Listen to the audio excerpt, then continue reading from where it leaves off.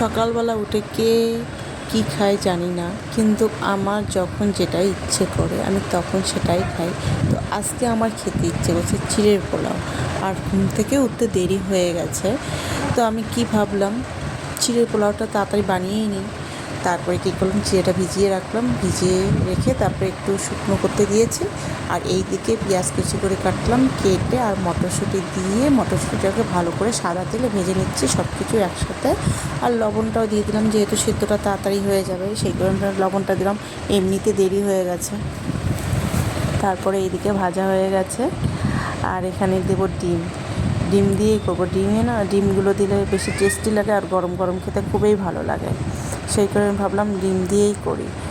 তো ডিম দিয়ে দিলাম, একটা ডিম দিয়ে ভালো করে আগে ভেজে নিচ্ছি, তারপরে আর একটা ডিম দেবো।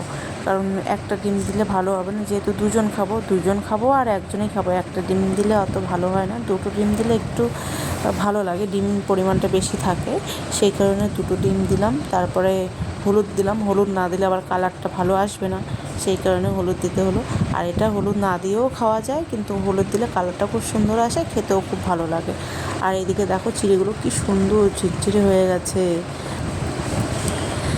তো এখন আমি এই চিড়েগুলো এখানে দিয়ে দেবো,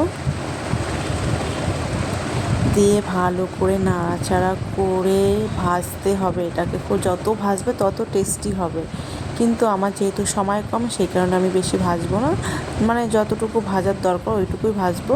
এর থেকে আরও বেশি ভাজলে আরও বেশি ভালো হয়। আর তারপর দিলাম চিনি। আর পোলাওয়ের মধ্যে চিনি না দিলে না ভালো লাগে না, চিনি দিলে একটু টেস্টটা বেশি বাড়ে, বেশি ভালো লাগে।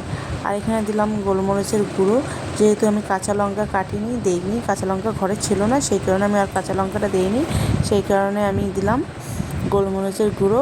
এটা দিলে টেস্টটাও অনেক ভালো হয়, আর কাঁচা লঙ্কাটা খেতে গিয়ে মুখে লেগে যায় আর ঝালটা বেশি লাগে, এর জন্য আমি আর কাঁচা লঙ্কাটা দিলাম না এখানে। আমার পোলাও একদম রেডি। এখন গরম গরম খেতে বসবো। আগে আমার বরকে দিয়ে আসি, তারপর আমি পুরোটা নিয়ে যাচ্ছি। তো সবাইকে টাটা।